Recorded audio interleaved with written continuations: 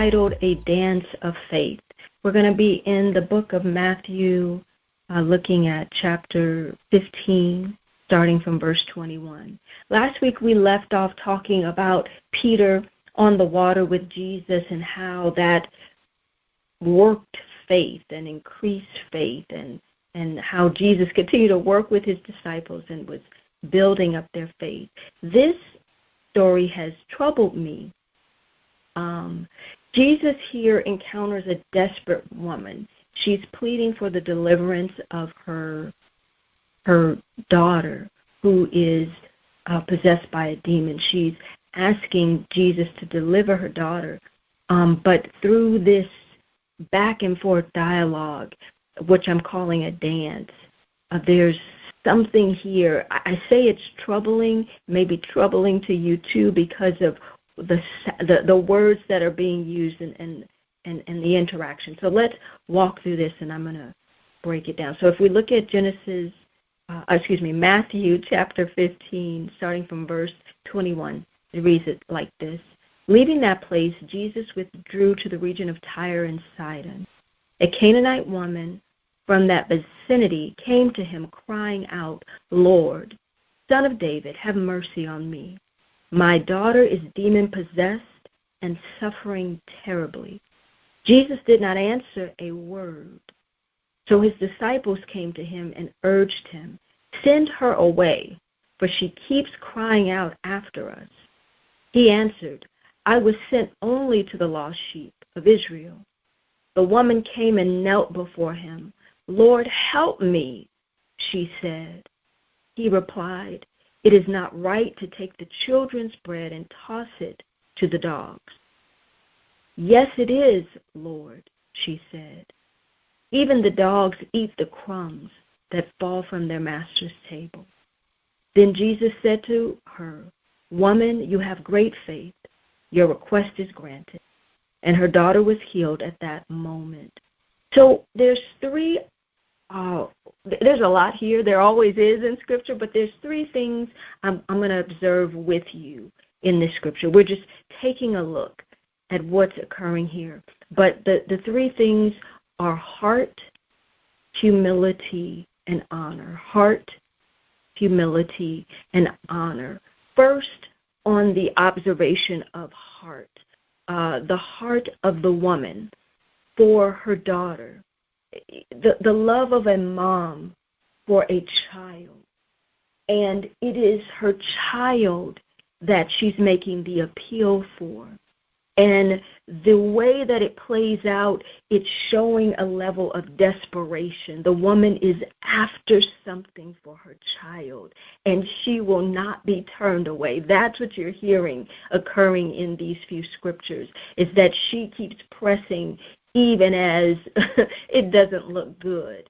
And so there is a desperation here. Her heart is for her daughter getting healed. Mark chapter 7 recounts this situation as well, this encounter with Jesus. And that gives us a little more detail of what occurs ahead of the encounter. And it says that as soon as this woman heard of Jesus, that he had come to the town, she showed up where he was. So that's her heart. She's pressing, she's heard about Jesus, and she is in pursuit now to get the answer that she's looking for. But we can also observe here the heart of Jesus. Mark 7 tells us as well that Jesus had come to Tyre and Sidon because he was trying to get away from the crowd. He was trying to come into this house and keep it a secret, but it says he couldn't keep it a secret. So he was looking for a place of retreat, and he showed up, and this woman heard about him and showed up to get something from Jesus. And though he says in this scripture, in verse 24, if you look back there, when he first speaks in this situation, he doesn't even speak to the woman, he's speaking to his disciples. He says, "I was sent only to the lost sheep of Israel." That's interesting because Tyre and Sidon is not of the people of Israel. It's actually a Gentile group of people. Jesus, in the chapters before, was in his hometown, but he leaves his hometown. In fact, in Matthew 13:58, he leaves his hometown saying that because they lack faith, he didn't do many miracles there. So there's already a witness about what's happening in his hometown in the lack of faith. And so it's interesting that he comes into the Gentile nation, and what we find at the end of the story is that he found faith there. But his first response is, I wasn't sent to this group. Interesting that Jesus, who knows all things, finds himself in a place that he wasn't sent, right? So obviously there's something else working here, that he would go to a place that is outside of his mission field. What we can say before we even dig in any further is that he arrives where he's supposed to be. So his arrival in Tyre and Sidon is purpose. His meeting with this woman is purpose, even though his words sound like it's out of line or out of order or outside of what he was being called to do.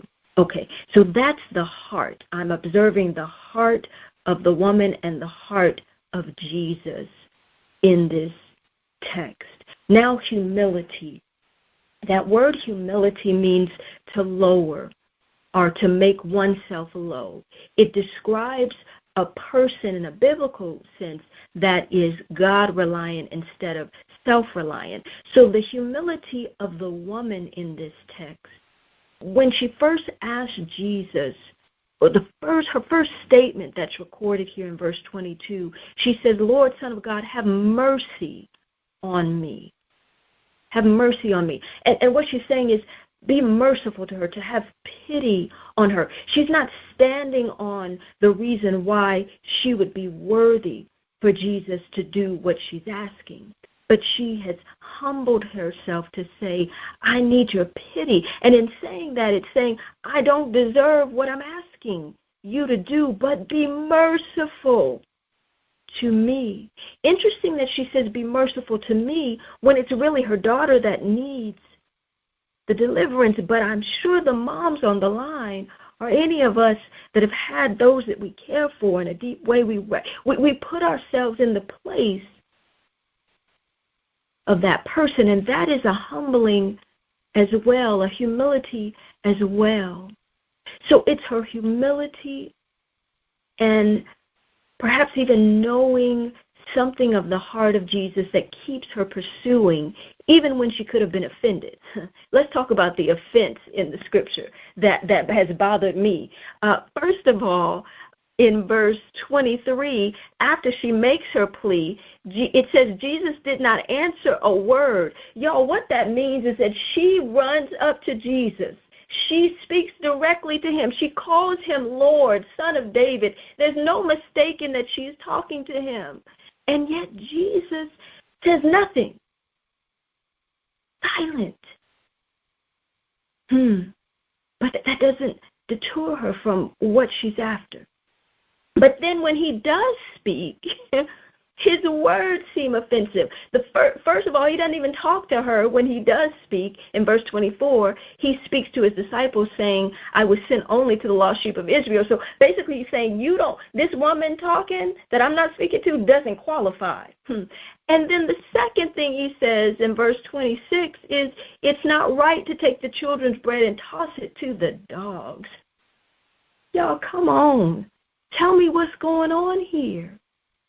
Yet she was not offended.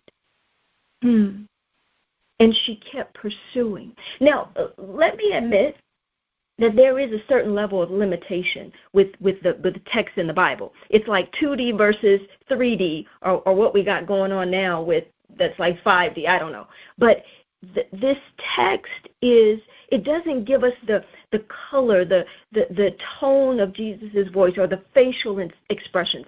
Quite honestly, his tone in his voice or a facial expression may have allowed her to say, there's something there, I'm going to keep pursuing. Or maybe it didn't matter at all. The woman was just like, I'm desperate, and I know I've heard of this man, and I know what he can do. We don't know. But what we do know is that she didn't let the silence or the seeming offense of his words stop her pursuit in this hour. That's interesting. We'll come back to that. Another thing I want to clarify is that when he says, when he uses the term dogs, the Greek word actually is referring to a little dog, like a pet dog. And I know how some of us really love our animals like they are our own family.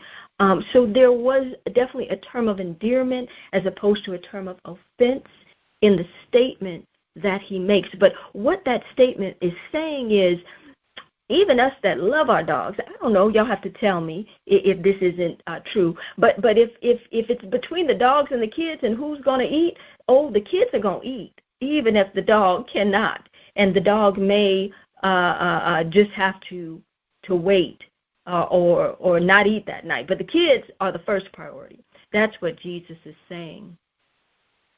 But in her humility, she responds, this is true what you're saying, Lord.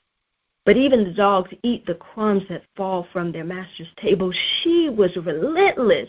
She took what he threw at her and said, but wait a minute, there is still mercy for the dogs. And even if you want to consider me the little lapdog in the family, because I'm not of Israel, what I know is your crumbs from the table are sufficient to answer what I'm asking of you. Y'all, I don't know. I wish I was there.